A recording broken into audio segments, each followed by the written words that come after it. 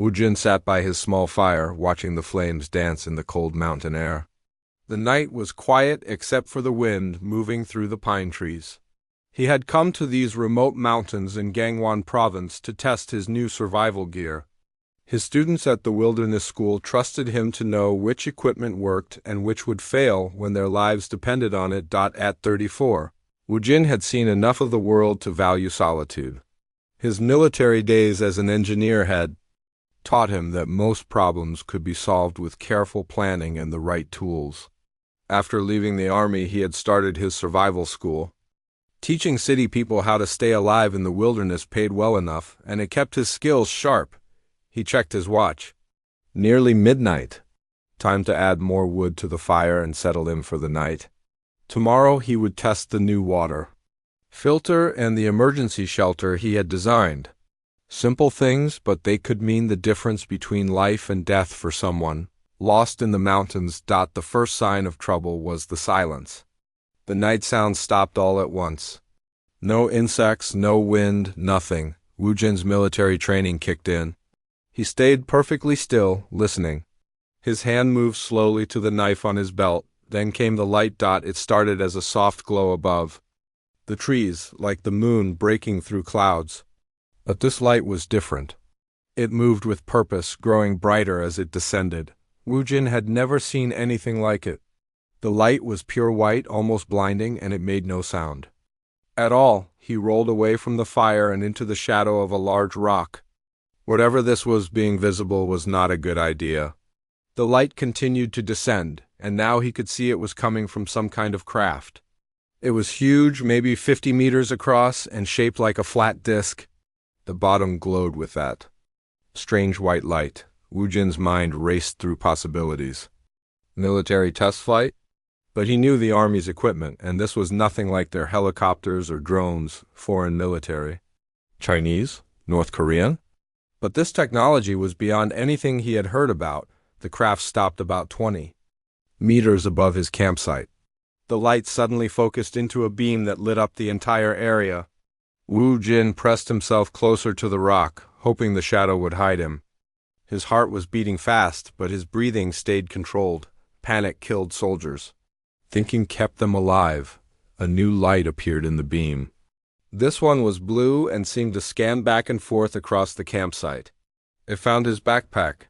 First, then his fire, then the rock where he was hiding.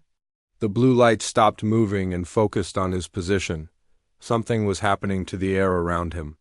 It felt thick, like trying to breathe underwater. Wu Jin tried to move, but the body would not respond. His muscles felt heavy and slow.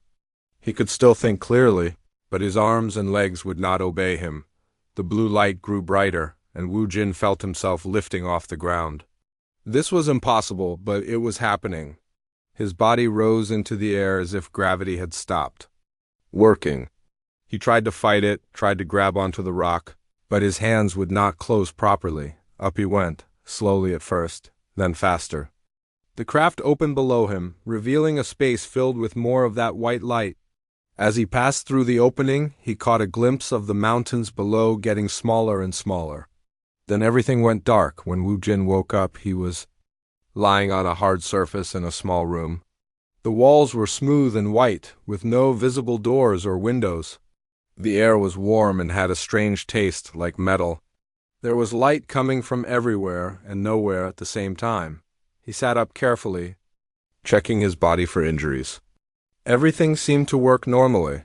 His clothes were still on, but his knife, watch, and wallet were gone.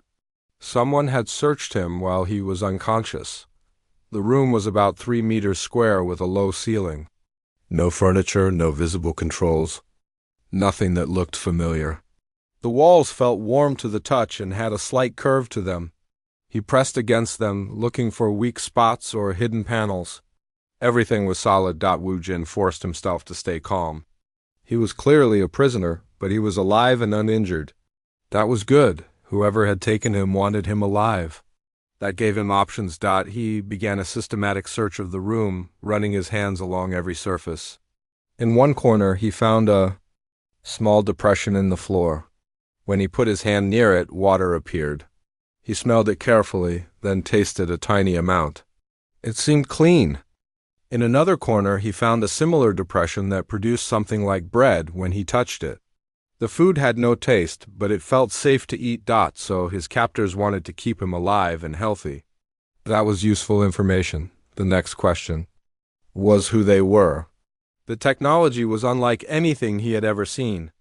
The craft that took him, this room, the way they had lifted him into the air without any visible machinery. None of it matched anything in his knowledge of human technology.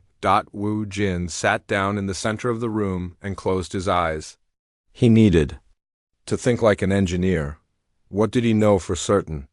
1. He had been taken by someone with very advanced technology. 2. They wanted him alive. 3. They had provided basic needs like food and water. 4. The room was designed to hold a prisoner, but not to hurt them. This felt like a holding cell, not a torture chamber. Someone was keeping him for a purpose. The question was, what purpose? And how long did he have before they revealed it? He opened his eyes and looked around the room again. There had to be a way to monitor him. With this level of technology, they would want to watch their prisoner. He could not see any cameras, but that did not mean they were not there. Time was hard to measure in the room. The light never changed, and he had no watch. He tried to count his heartbeats to track time, but sleep kept interrupting his count. He estimated that he had been in the room for about 2 days when things changed. A section of the wall simply vanished, revealing a corridor. Beyond, the opening was perfectly rectangular, as if the wall had never been there. Standing in the corridor were 3 figures that made Wu Jin's breath catch in his throat. They were tall and thin, maybe 2 meters high, but built like sticks. Their skin was pale gray and seemed to shine slightly in the light.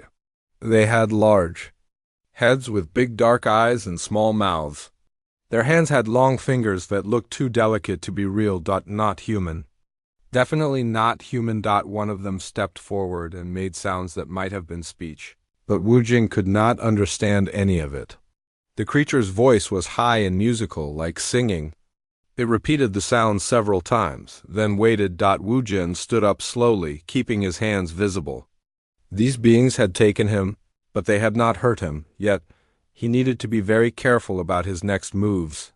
The creature made more sounds, then touched something on its wrist. Suddenly, Wu Jin could understand the words. Human specimen is awake and responsive. Physical condition appears normal. Beginning transport to holding facility. 2 more creatures appeared in the corridor. They were carrying something that looked like a weapon, though it was unlike any gun Wu Jin had ever seen. The message was clear enough. He was going somewhere new, and he was going whether he wanted to or not. The creatures led Wu Jin through corridors that seemed to go on forever. The walls were the same smooth white material as his cell, but here they curved and branched in ways that hurt his eyes to follow. The creatures moved in front and behind him, their long legs taking steps that looked awkward but covered ground quickly. They passed other corridors and rooms, some with transparent walls that let him see inside. Most were empty, but a few contained other prisoners. He saw beings that looked like giant insects, others covered in fur, and some that were just strange shapes he could not identify. All of them sat quietly in their cells, not moving much. The translation device the creature wore kept working, and he heard fragments of conversation between his guards. They called him the human specimen and talked about something called processing. That did not sound good. After what felt like an hour of walking, they reached a much larger space. It was like a huge dome, maybe 100 meters across, with a transparent ceiling that showed stars outside. The ceiling was not like any night sky Wu Jin had ever seen. There were too many stars, and they were the wrong colors. He was not on Earth anymore. The dome was divided into sections by invisible barriers. Each section looked like a different environment. One had red sand and strange rock formations. Another was filled with what looked like jungle plants, and a third was covered in ice. In the center was a section that looked almost like Earth, with grass and trees and a small stream. Human habitat zone, said one of the creatures. Specimen will be placed here for observation period. They led him to the Earth-like section. As they approached, a gap opened in the invisible barrier. The air inside felt different, more humid, with familiar smells of earth and growing plants. It was a relief after the sterile corridors. Food and water dispensers are located at marked positions, the creature continued. Specimen will remain in this zone until called for arena assignment. Arena assignment. That did not sound good either. The creatures left him alone in the habitat zone. The barrier closed behind them with no visible sign, but when Wu Jin walked back to where the opening had been, he met solid resistance. The barrier was invisible but completely solid. He was in a prison that looked like a park. Wu Jin began his assessment immediately. The space was roughly circular, about 30 meters across. The grass felt real under his feet, and the trees looked like earth species, though something about them seemed slightly wrong. The leaves were the right shape, but the wrong shade of green. He found the food and water dispensers the creature had mentioned. They were small pedestals that produced the same tasteless food and clean water he had received in his cell. He tested the water carefully and found it safe to drink. The stream was more interesting. It was shallow and clear, flowing from one side of the area to the other. He followed it to both ends and found that it disappeared into the ground at one end and emerged from the ground at the other.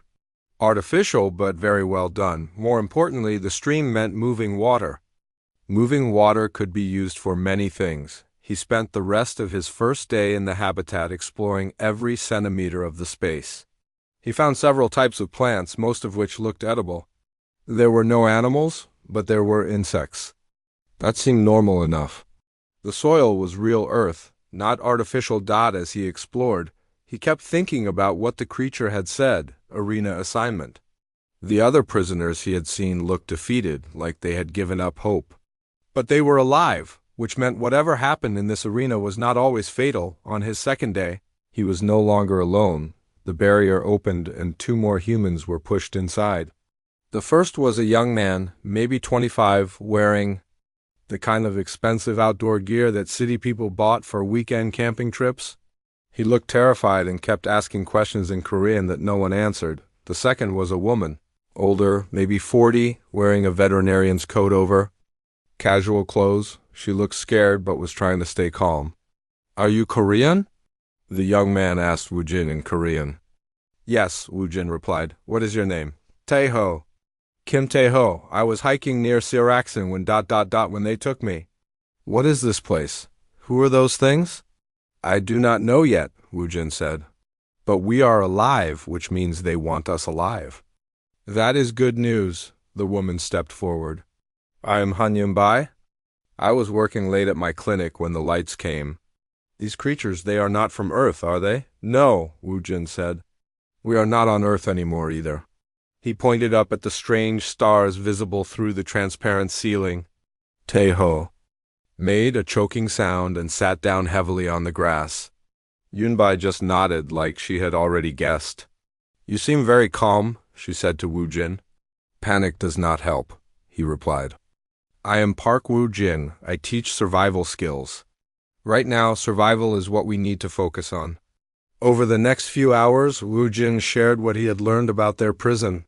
He showed them the food and water dispensers, explained about the barrier, and pointed out the useful plants he had identified.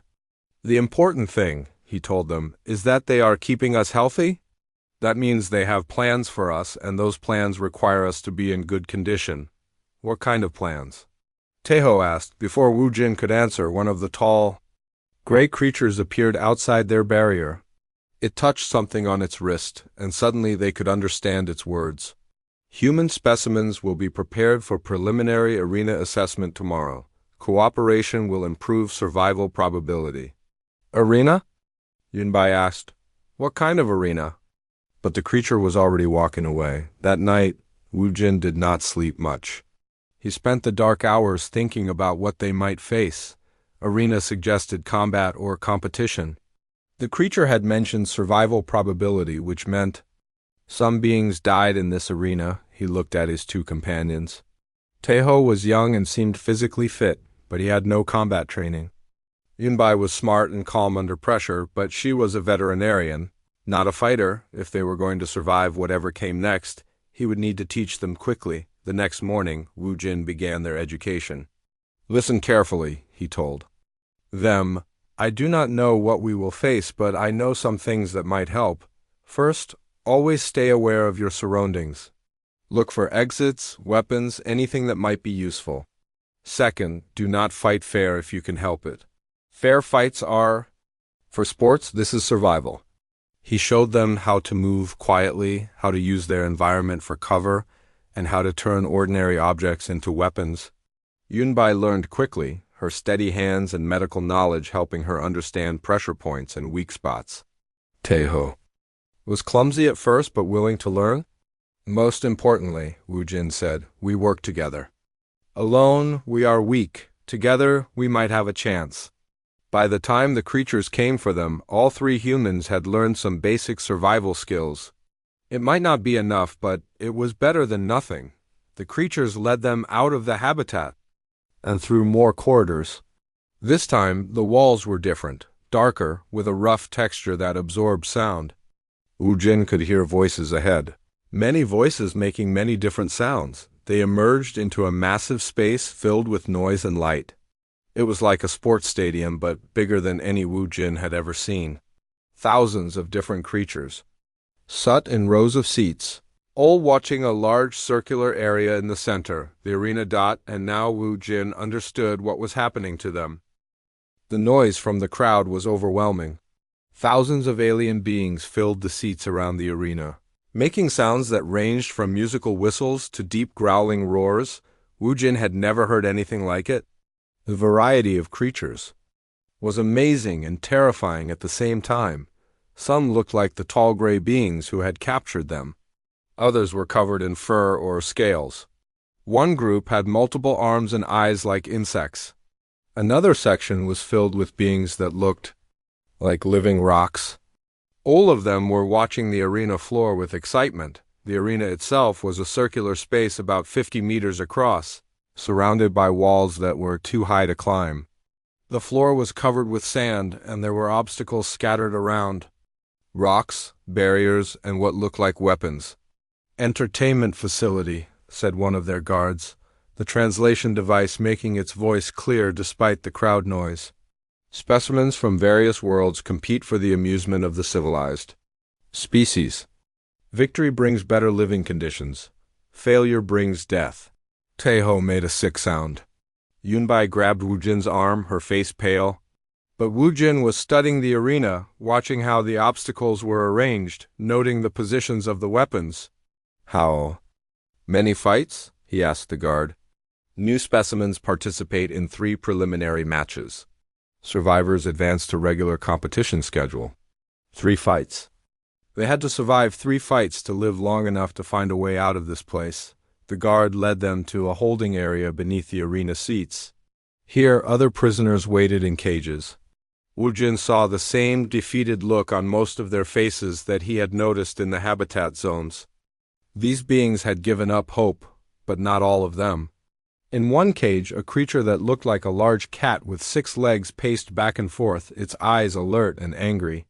In another, something that might have been a robot stood perfectly still, but its optical sensors tracked every movement around it. "First match begins soon," the guard announced. "Human specimen Park Wu Jin will face preliminary challenger." They separated him from Taeho and Yunbai, pushing him toward a gate that led to the arena floor. Through the bars, he could see the sandy surface and hear the crowd getting louder. "Wu Jin," Yunbai called out, "be careful." He nodded to her, then turned his attention to the arena. A gate on the opposite side was opening, and something was emerging from it. The creature that entered the arena was like a nightmare. It stood 3 meters tall on 4 thick legs, with armor plates covering its body. Its head was mostly mouth, filled with teeth the size of knives. 4 arms ended in claws that looked sharp enough to cut through metal.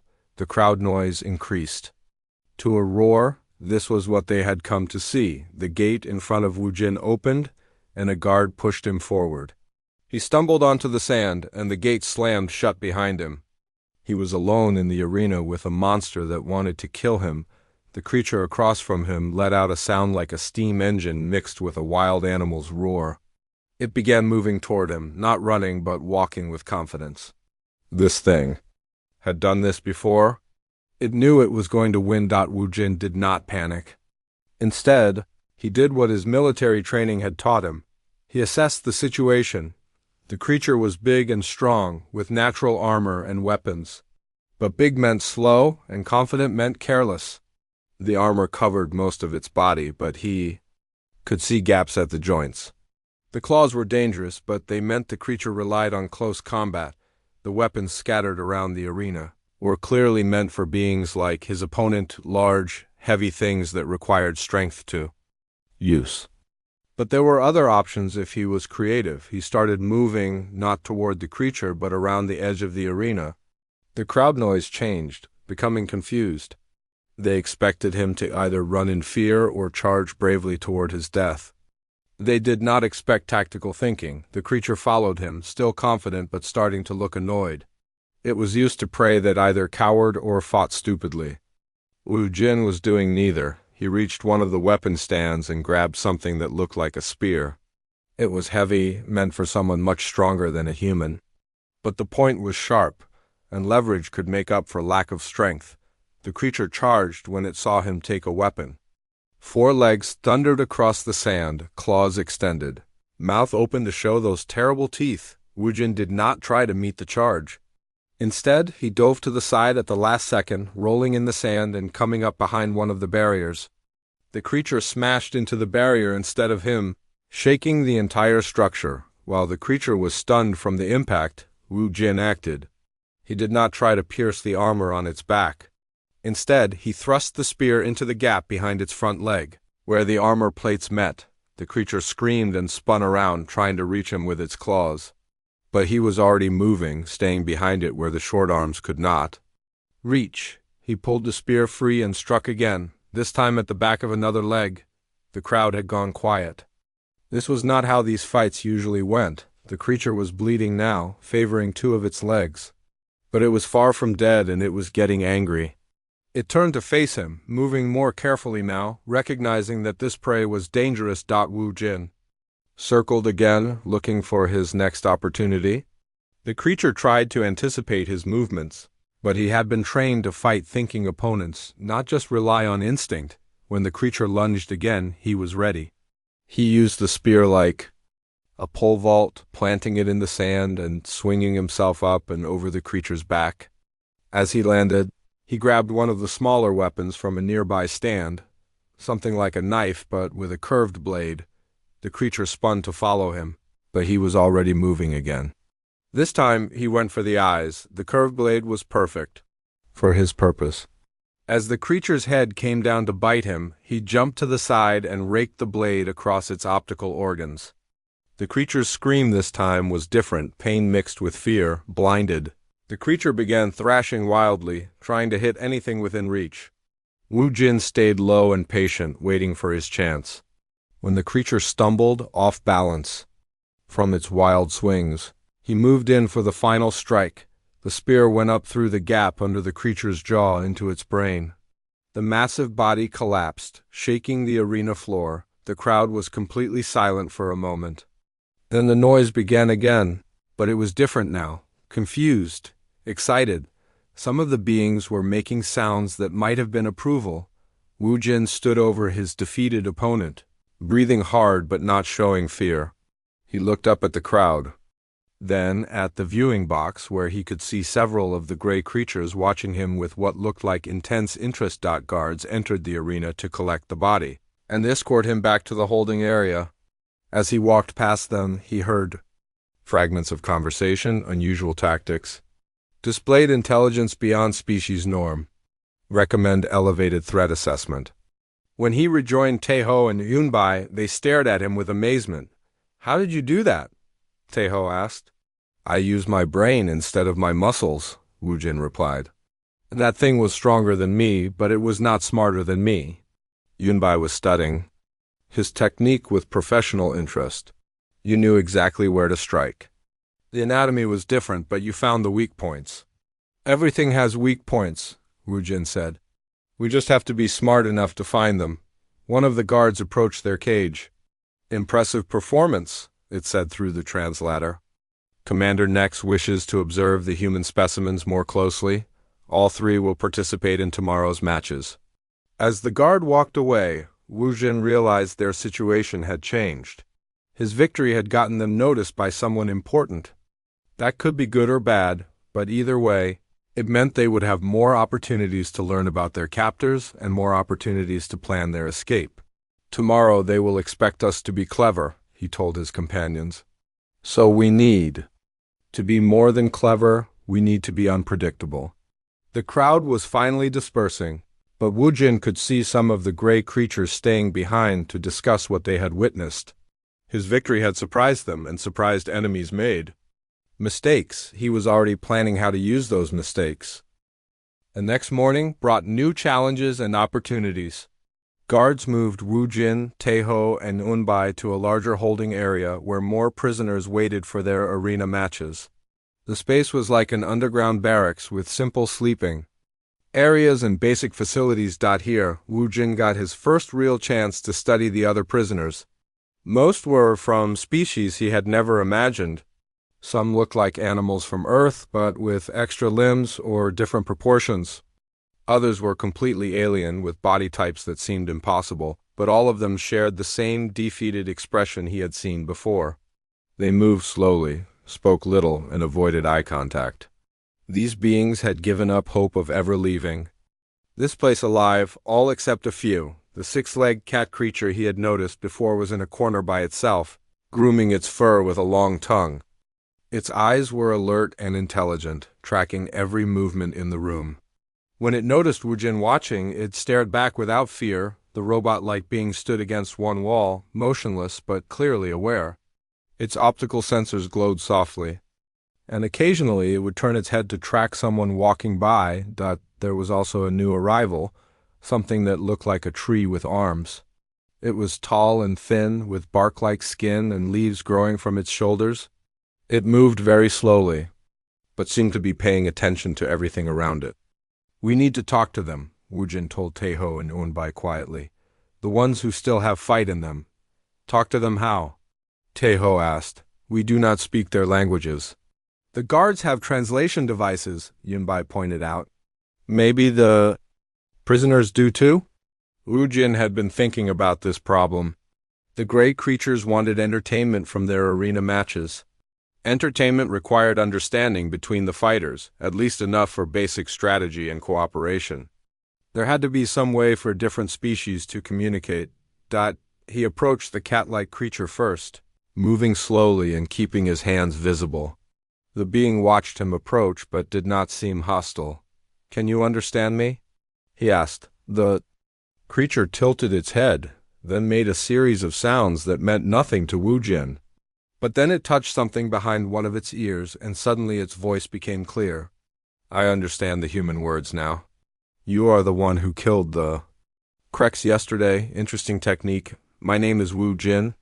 What is yours? Ravi. I am from the forest world of Kellen. I have been in this place for 7 arena cycles. 7 fights. This creature had survived 7 fights, which meant it was both skilled and lucky. How do you stay alive here? Wu Jin asked Ravi's ears twitched in what might have been amusement. I am fast and I think before I act. Most prisoners either panic or give up. Both choices lead to death. They talked for several more minutes, with Ravi explaining the arena system. New prisoners fought 3 preliminary matches against established fighters. Those who survived all 3 were moved to the regular competition where they faced other survivors in matches that happened every few days. The Valkyrie who run this place like variety, Ravi explained. Sometimes single combat, sometimes team battles, sometimes survival challenges with no opponents except the environment. Valkyrie. That was the name of their captors. The robot over there, Wu Jin asked, does it speak too? Unit 247. It has been here longer than anyone. 12 cycles. It does not speak much, but it observes everything.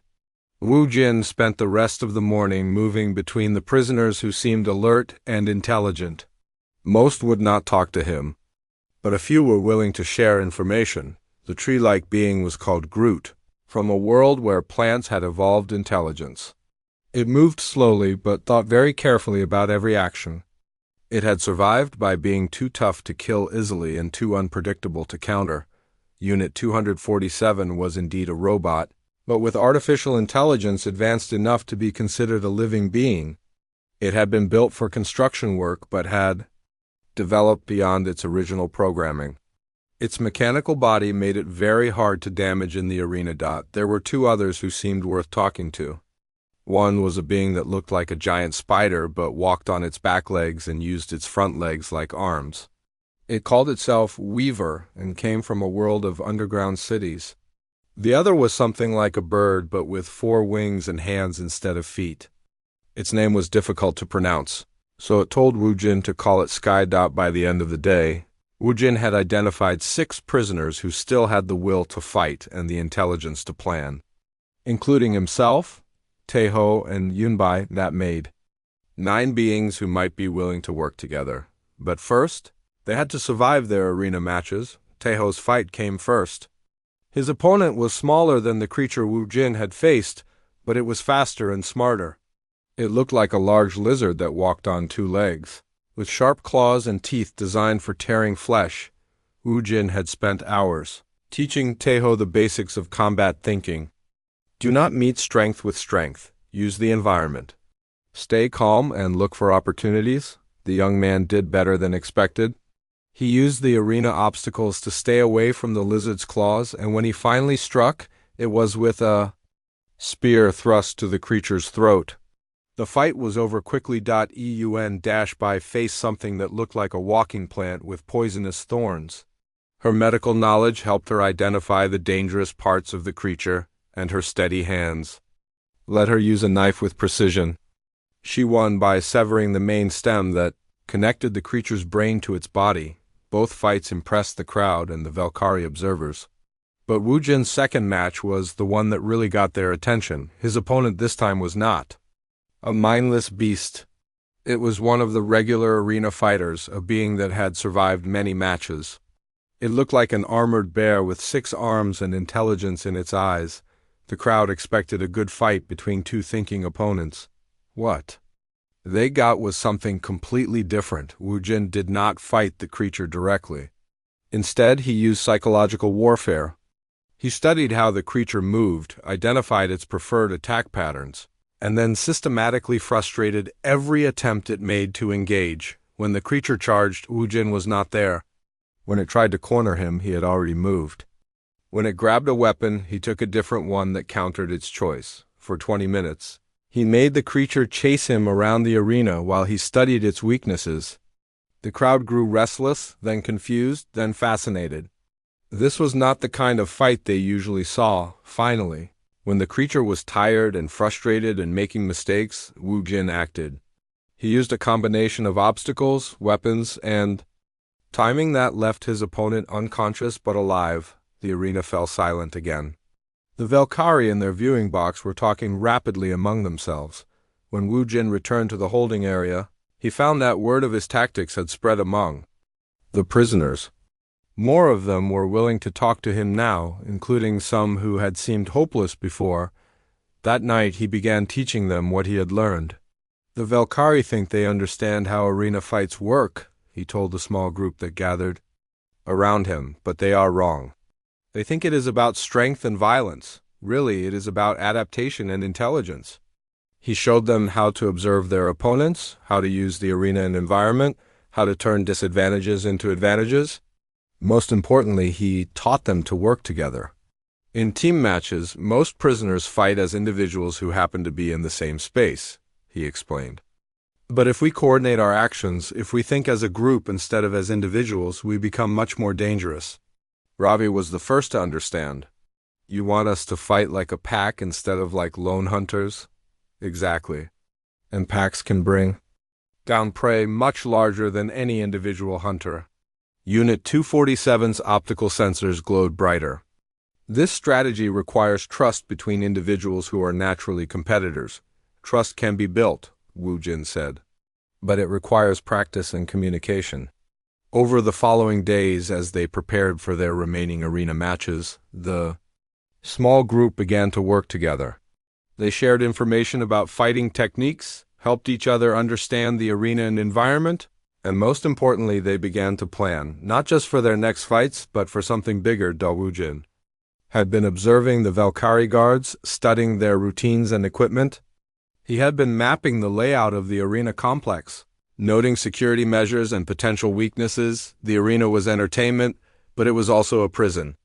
And every prison had weak points if you knew how to look for them. The group that gathered around him each night was growing. More prisoners were beginning to believe that survival was possible, that they were not helpless victims waiting to die for alien amusement. They were becoming something the Valkyrie had not expected and organized. Resistance. And Wujin was just getting started.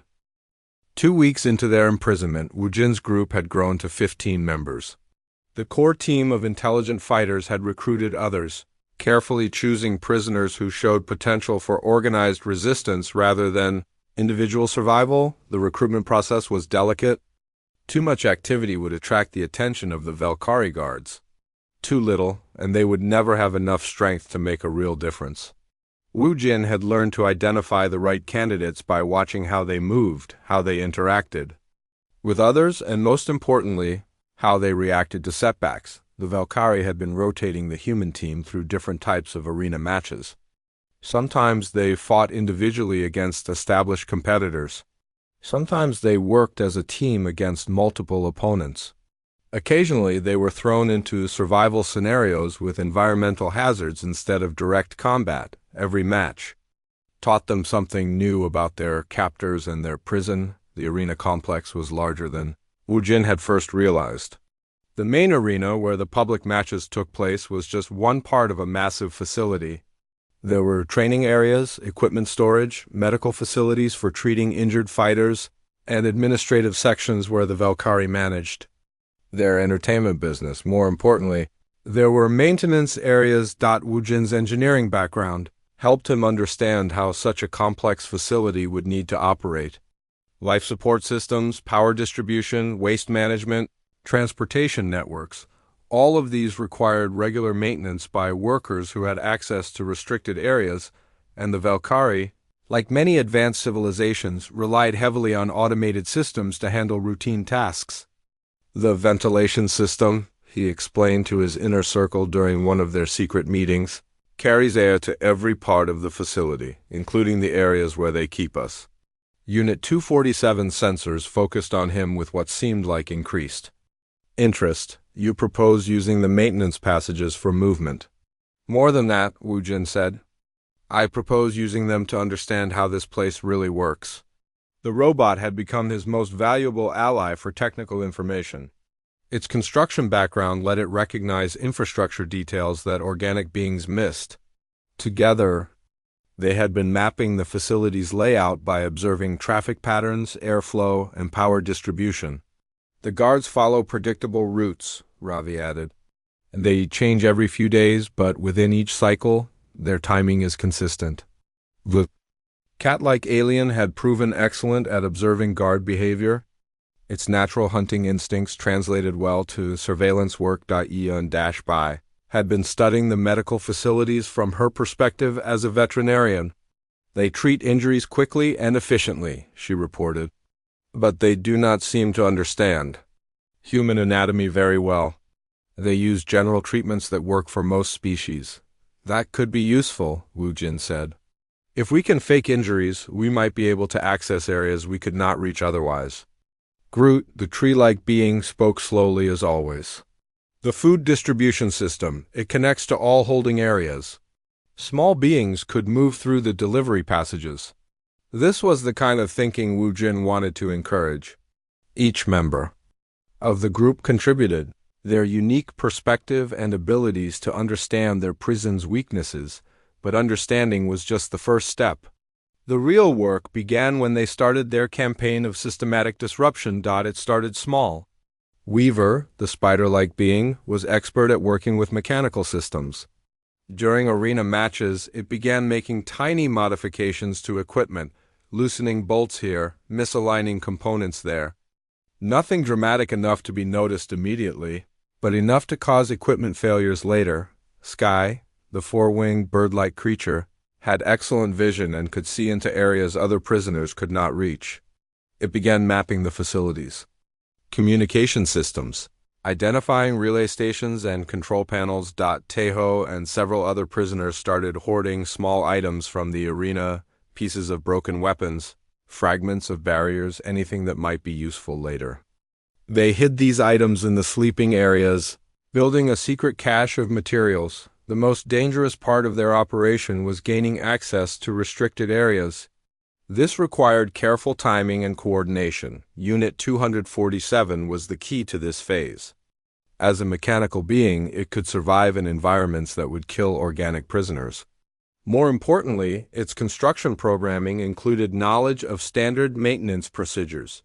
During one arena match, the robot deliberately damaged itself in a way that required repair in the maintenance facility. While Valkyrie technicians worked on its systems, it observed everything around it, recording layouts and procedures. The power distribution center is located 3 levels below the main arena, it reported later. Security is minimal because the Valkyrie do not expect prisoners to reach that area. Wujin began planning their first major disruption. The plan required precise timing. During the next team arena match, Wujin's group would create a distraction while Unit 247 and 2 other mechanically minded prisoners accessed the maintenance areas through a ventilation intake they had identified. The arena match was against a team of 6 established fighters from different species. The crowd expected an exciting battle between experienced competitors and the increasingly famous human team.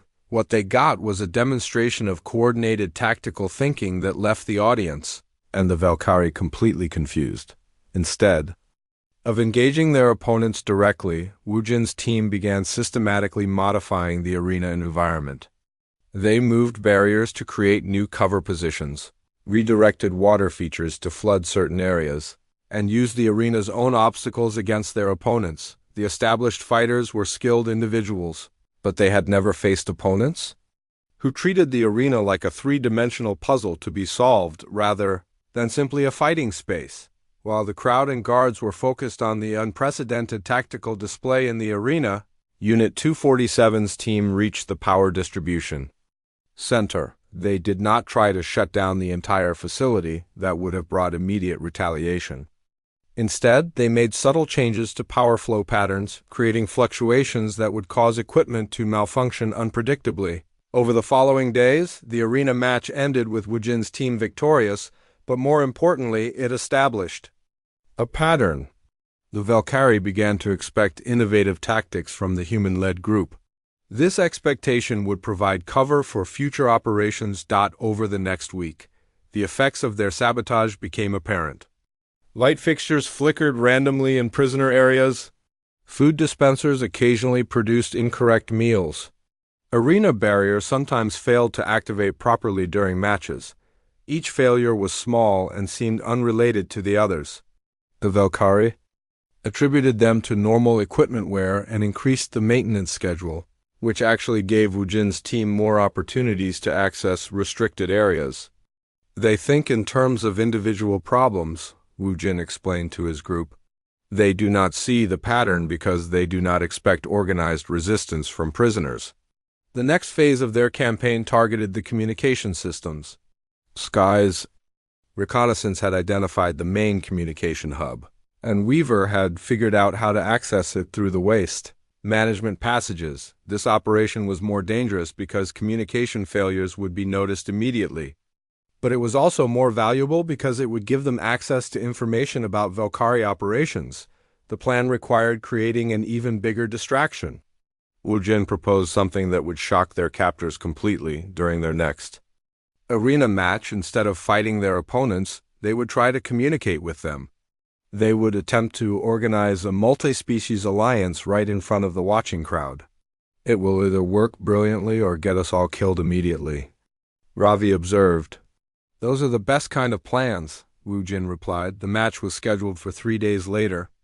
That gave them time to prepare both the distraction and the communication system infiltration, but it also gave the Valkyrie time to notice that something was changing among their prisoners. Commander Nex, the Velkari officer who had been observing. The human team, with increasing interest, issued new orders. Security around the holding areas was increased. Random searches of prisoner areas began happening more frequently, most worrying of all.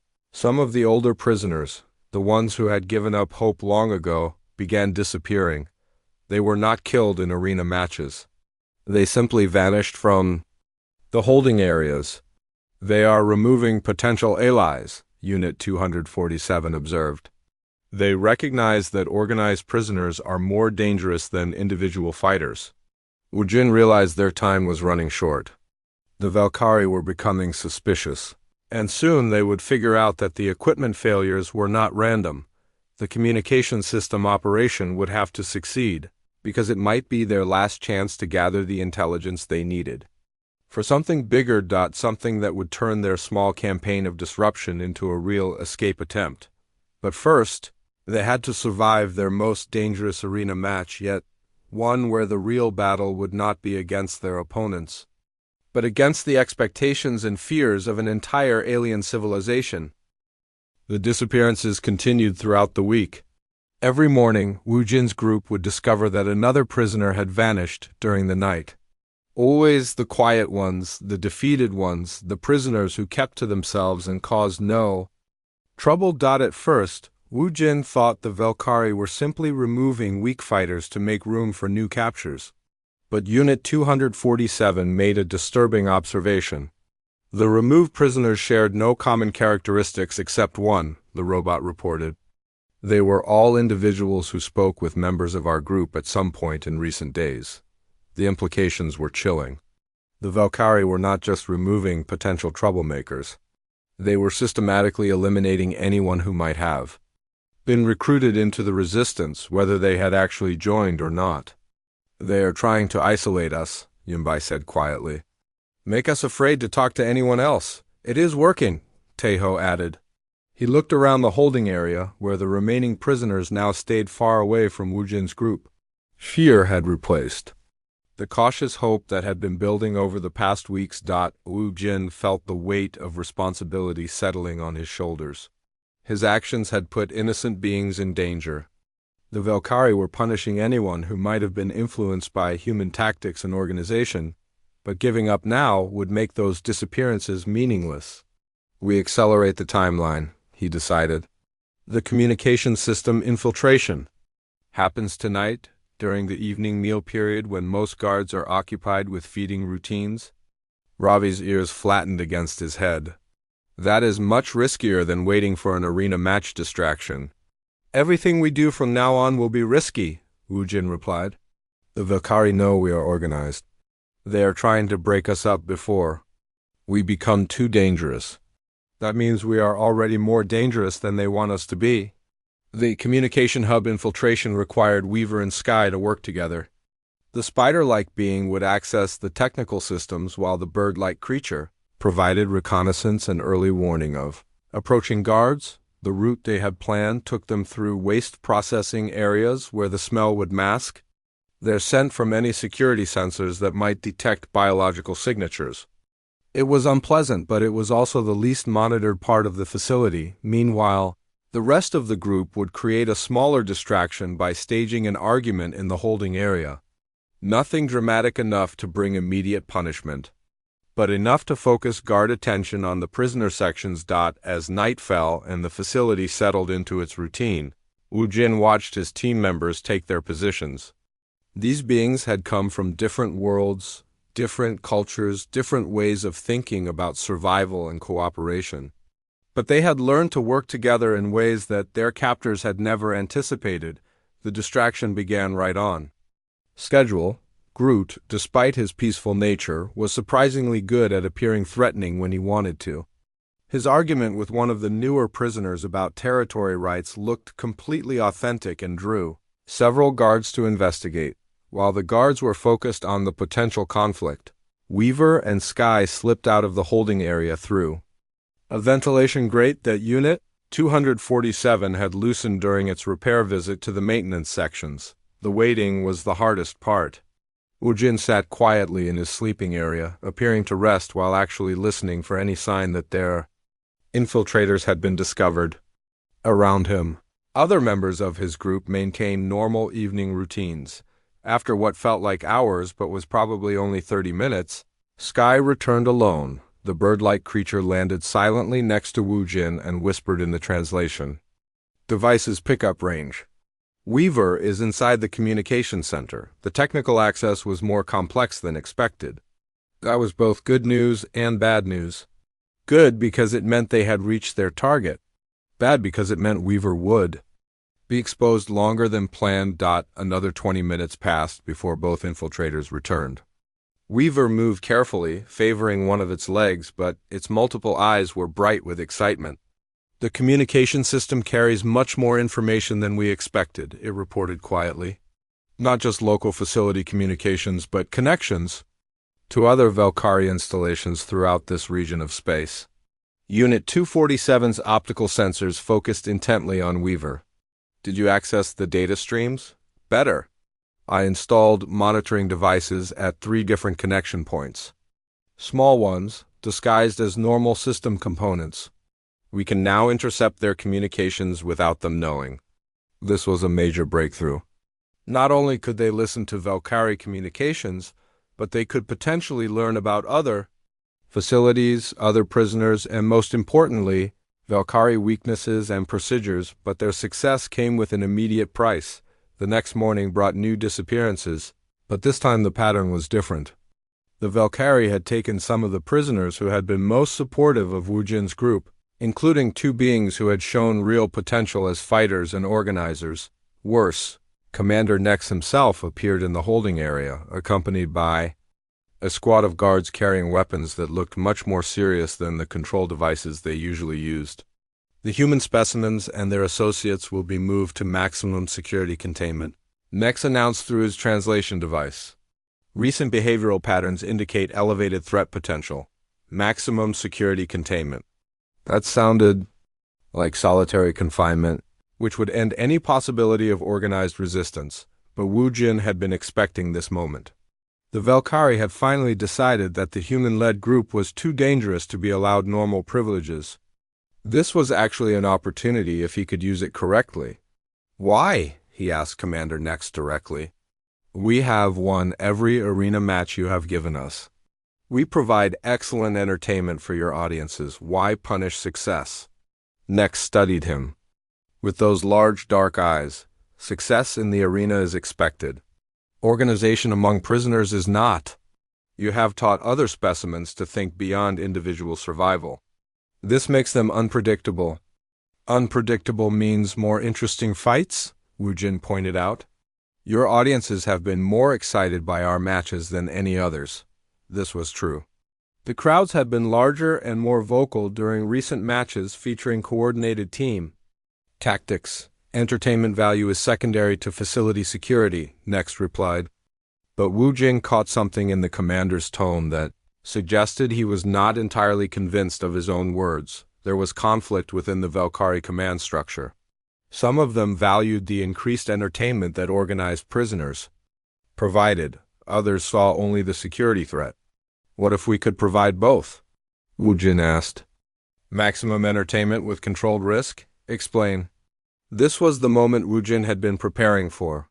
The moment when he would either convince their captors to give him more freedom or ensure his own immediate execution. Gladiator schools. He said, human warriors throughout history have trained together, learned from each other, developed new fighting techniques. But they were still controlled by their masters. We could create something similar here.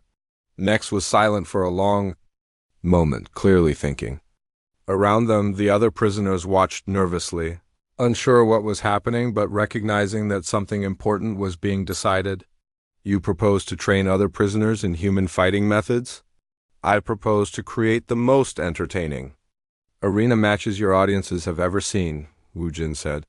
But that requires allowing us to work together, to develop new tactics and strategies.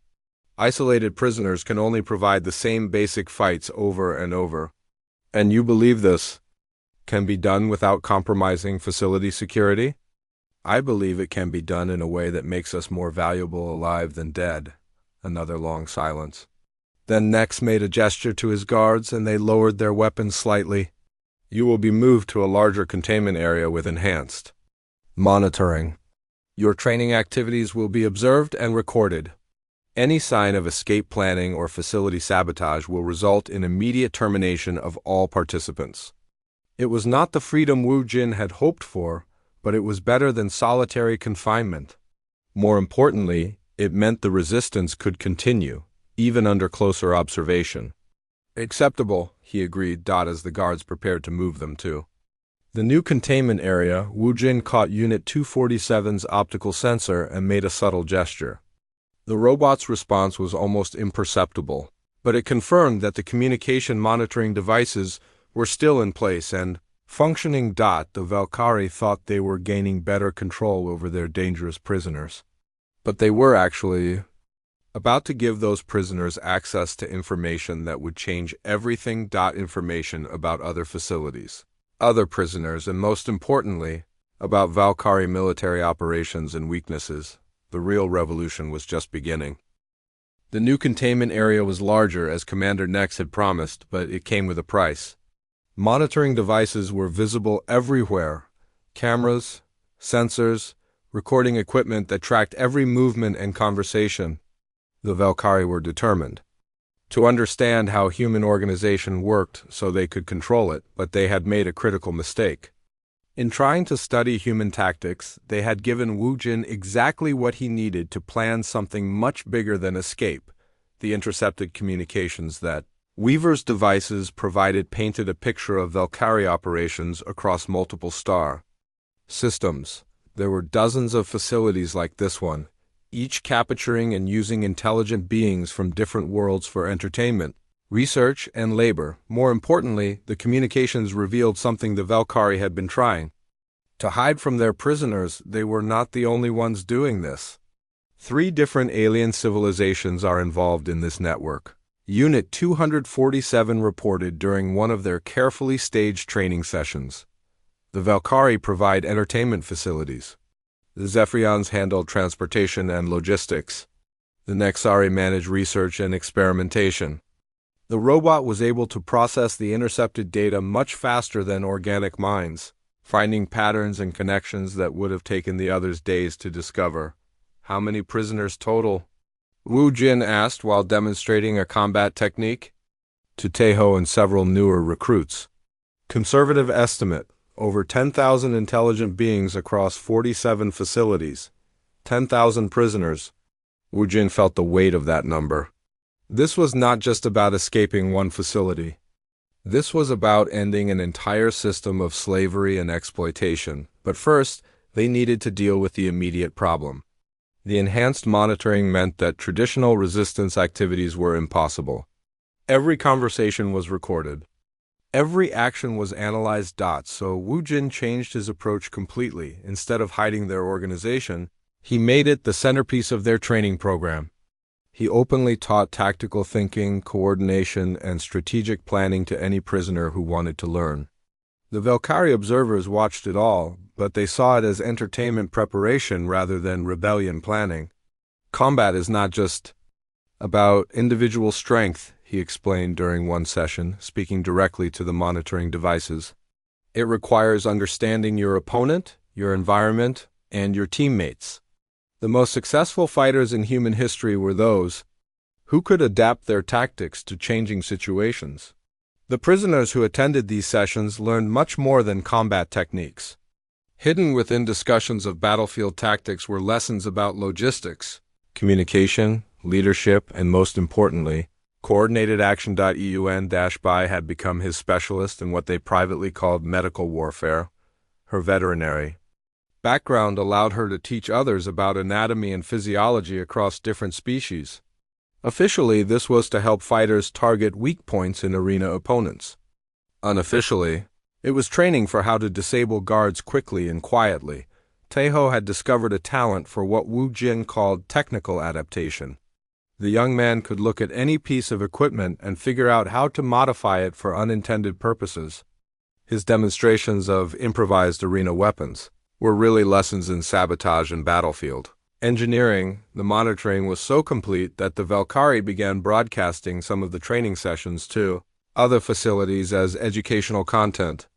They were proud of their innovation in prisoner management, not realizing they were spreading knowledge of human, tactical thinking throughout their entire network. This gave Wu Jin an idea that was either brilliant or completely insane. "We are going to start a revolution," he told his inner circle during a session that appeared to be about arena team formations. Not just here, but everywhere. The plan was audacious beyond anything they had attempted before.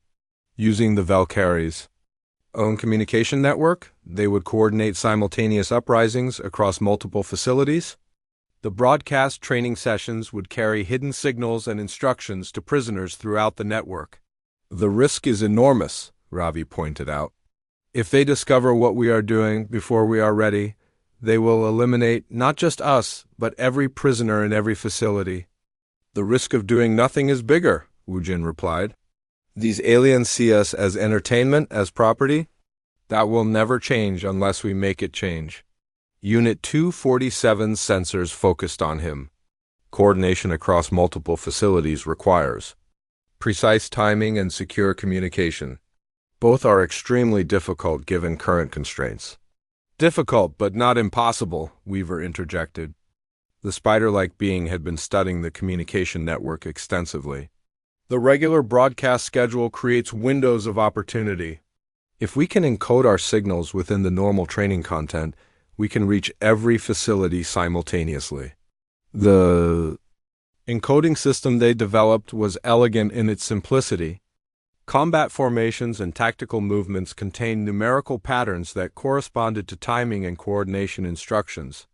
Arena weapon demonstrations included hand signals and body positions that conveyed technical information about facility vulnerabilities. Most cleverly, Yunbai's anatomy lessons incorporated a medical classification system that was actually a way to identify and count potential allies in each facility. It took weeks to establish the communication network and begin building resistance cells in other facilities.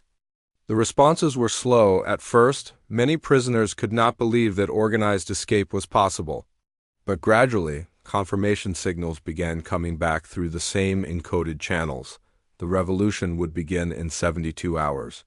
During the next major arena tournament, that would have maximum audience attention across all facilities. But success required more than just simultaneous uprisings. They needed to capture Valkyrie technology and personnel to prevent retaliation against escaped prisoners. This meant turning prison breaks into military victories. Wu Jin's plan for their own facility was the most complex operation he had ever attempted. It required precise coordination between multiple teams, perfect timing, and a level of audacity that would either succeed completely or fail catastrophically. The plan began during what appeared to be a normal arena exhibition match. Wu Jin's team was scheduled to demonstrate advanced tactical formations against a group of arena veterans. The audience included high-ranking Valkyrie officials and representatives from other alien civilizations. What the audience did not know was that several of the arena veterans were actually members of the resistance who had been secretly recruited over the past weeks. The match began normally, with both teams displaying impressive coordination and tactical innovation. The crowd was engaged, the officials were pleased, and the guards were relaxed. Then everything changed at once. Instead of fighting each other, both teams turned toward the arena walls. Using techniques they had practiced in secret, they began scaling the barriers that were supposed to be impossible to climb. At the same moment, resistance cells throughout the facility activated. Weaver's team disabled the main power grid, plunging sections of the complex into darkness. Sky's reconnaissance had identified guard positions, allowing other teams to neutralize security personnel with minimal violence. Unit 247 led a group to the communication center, not to monitor this time, but to take control. The robots' technical knowledge allowed them to override the facility's systems and coordinate with uprising teams in other facilities. The arena audience panicked as the lights went out and alarms began sounding. But by then, it was too late. Resistance fighters were already moving through the facility. Securing critical areas and rounding up Valkyrie personnel, Commander Nex tried to organize a counterattack from the command center. But he found himself facing something he had never prepared for: organized, intelligent, and highly motivated opponents who understood his facility better than he did. The battle for the arena complex lasted 6 hours. When it was over, the prisoners controlled the entire facility, including its weapons, ships, and most importantly, its communication systems. Similar scenes were playing out across the network. Not every facility fell. Some had stronger security, others had fewer organized prisoners. But enough succeeded to cripple the entire slavery operation. As reports came in from other facilities, Wu Jin realized they had achieved something unprecedented. They had not just escaped from prison, they had destroyed a multi-species criminal enterprise that had been operating for decades, but victory brought new challenges. They now controlled advanced alien technology, had thousands of freed prisoners from dozens of species, and faced the certainty of retaliation from the surviving criminal organizations. The revolution was complete, but the war was just beginning. Standing in the former command center, watching star charts that showed the locations of freed and still controlled facilities, Wu Jin understood that they had crossed a line. There could be no going back to their old lives. No return to ignorance about what existed in the galaxy. Humanity, and all the other species they had allied with, were now players in a much larger game. The question was whether they could learn to play it well enough to survive. The first challenge after the revolution was immediate survival. The freed prisoners controlled 17 facilities across 6 star systems, but they were scattered, poorly equipped for space travel, and facing enemies with superior technology. And numbers. Wu Jin found himself in a position he had never wanted, commanding a multi-species fleet of captured ships and freed slaves. His survival school training had prepared him for many situations, but leading an interstellar rebellion was not one of them. The command center of their main facility had become a war room where representatives from dozens of species worked together to coordinate their survival. The translation technology they had captured from the Valkyrie made communication possible, but understanding was still difficult when beings thought in completely different ways. The Zephyrian transport fleet is mobilizing. Unit 247 reported from its position at the communication console. Estimated arrival at our position in 47 hours. That was not enough time to evacuate everyone, even if they had somewhere safe to go. The freed prisoners included many who were too injured, too young, or too specialized for combat to be effective in a running battle. What about the ships we captured? Yunbai asked. She had become their coordinator for medical and civilian evacuation efforts. 12 vessels capable of interstellar travel, Robbie replied. The cat-like alien had proven excellent at assessing their captured resources. But most are designed for cargo, not combat. And we have limited crew members who understand their operation. The tactical situation was desperate, but Wu Jin had learned something important during their time as prisoners. Desperate situations required creative solutions, not conventional ones. We do not run, he decided. We use what we have learned about these aliens against them. The plan he proposed was audacious even by the standards of everything they had accomplished so far. Instead of trying to outfight their enemies, they would turn the entire conflict into a political and economic disaster for the slavery network. The key was the communication systems they now controlled. These were not just local networks, they connected to the broader galactic community, including species that were not involved in the slavery operations but conducted legitimate business with the criminal organizations. We broadcast everything, Wu Jin explained to the assembled representatives. Every record of what these facilities were doing, every communication about prisoner management, every financial transaction related to the slavery network. We make it public across the entire galaxy. Weaver's multiple eyes focused on him intently. The Valkyrie and their allies will claim the records are fabricated. Some will, Wu Jin agreed. But we have something better than records. We have witnesses. The survivors. Thousands of beings from hundreds of different worlds, all with stories about their capture and imprisonment. Many represented species that had diplomatic relations with galactic governments. Some were probably citizens of civilizations that had been searching for their missing people, the broadcast began, 18 hours before the Zephyrian fleet was scheduled to arrive. It was the largest information release in galactic history, transmitted simultaneously across dozens of communication networks to ensure it could not be suppressed. The response was immediate and overwhelming. Within hours, ships began arriving in their system, but not the enemy reinforcements they had expected. These were vessels from legitimate governments, news organizations, diplomatic missions, and rescue operations. Species that had lost citizens to the slavery network were demanding immediate access to the survivors. The Zephyrian transport fleet found themselves facing not a group of escaped prisoners, but an international incident with dozens of galactic governments demanding explanations. More importantly, the economic foundations of the slavery network began collapsing as legitimate businesses severed connections with the exposed criminal organizations. The entertainment facilities that had seemed so profitable became massive liabilities overnight. But the victory came with a price that Wu Jin had not fully anticipated. The freed prisoners were returning to their homeworlds, grateful for their rescue but eager to resume their old lives. The multi-species alliance that had seemed so strong during their captivity began dissolving as different groups focused on their own people's needs. Meanwhile, Earth's governments were demanding answers about Wu Jin's group and the advanced technology they had captured.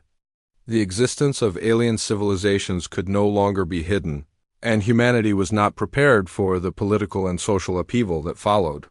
"We have created a new problem," Tejo observed during one of their final meetings in the captured facility. "Earth knows about aliens now, but Earth is not ready for what that means." He was right. The revelations about galactic civilization had triggered everything from religious movements to military build-ups to political movements demanding immediate space colonization. "That is why we cannot go back to our old lives," Wu Jin replied. "Like it or not, we are now Earth's representatives to the galaxy. We have knowledge and experience that our planet needs." Yunbai had been studying reports from Earth's governments. "They want us to return immediately for debriefing and analysis of the alien technology. And the other species want us to help establish diplomatic relations and trade agreements," Ravi added. "We have become very valuable to many different groups." Unit 247 sensors glowed thoughtfully. "The logical conclusion is that our survival depends on maintaining independence from any single faction while providing value to all of them." It was not the ending any of them had imagined when they were captured from their quiet lives on Earth, but it was the reality they now faced. The solution they developed was uniquely human in its approach. Instead of choosing between competing demands, they created something new. The Survivor Corps became the first truly independent organization in galactic politics.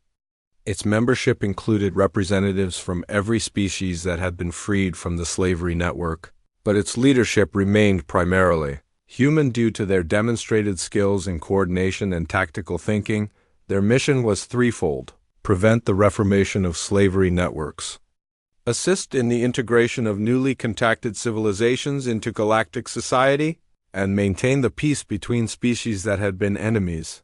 Wu Jin found himself appointed as the Corps' first director, a position he accepted reluctantly but performed with the same methodical competence he had brought to survival training. The facility where they had been imprisoned became their headquarters, converted from a place of entertainment and death into a center for interspecies cooperation and mutual aid. Years later, standing in what had once been the arena where he fought for his life, Wu Jin reflected on how completely his world had changed. The space was now a meeting hall where representatives from dozens of species worked together to solve problems that affected the entire galaxy. The Valkyrie, Zephyrians, and other species involved in the slavery network had been scattered and defeated, their governments collapsed or reformed. Many of their former leaders were serving sentences in facilities that focused on rehabilitation rather than punishment, a concept that Wu Jin and his allies had insisted upon. Earth had established formal diplomatic relations with 17 different alien civilizations and was slowly adapting to its new role as a galactic participant. The technology captured from the slavery network had accelerated human development by centuries, but it was being implemented carefully to avoid destabilizing human society. Most importantly, the multi-species cooperation that had begun in desperation had evolved into something that was changing galactic civilization itself. The old patterns of exploitation and dominance were being replaced by systems based on mutual benefit and shared knowledge. Te-Ho, now a senior coordinator for technology transfer programs, joined Wu Jin in the former arena. "Remember when our biggest worry was surviving until the next meal?" "I remember thinking that escape was the goal," Wu Jin replied. "I never imagined we would end up rebuilding half the galaxy." Yunbai approached from the medical wing she had established to help traumatized survivors from various species. The LATEST reports from Earth show that integration programs are ahead of schedule. It seems humans adapt to new situations better than most species expected. That was probably true. Humans had evolved as adaptable generalists, capable of thriving in environments that would challenge more specialized species. Those same traits that had made them effective survivors as prisoners made them effective coordinators in galactic politics. "The Valkyrie ambassador is requesting another meeting about reparations programs," Ravi reported as he entered the meeting hall. The former arena fighter now served as diplomatic liaison for species seeking to make amends for their past involvement. "In slavery networks, schedule it for next week," Wu Jin said. "We still have 17 other similar requests to process first." The work never ended, but it was good work. They were building something that had never existed before, a truly cooperative galactic civilization, based on principles of mutual respect and shared benefit rather than dominance and exploitation. As the day ended and the various representatives returned to their quarters, Wu Jin remained in the meeting hall, looking up at the stars visible through the transparent ceiling. Somewhere out there on a small,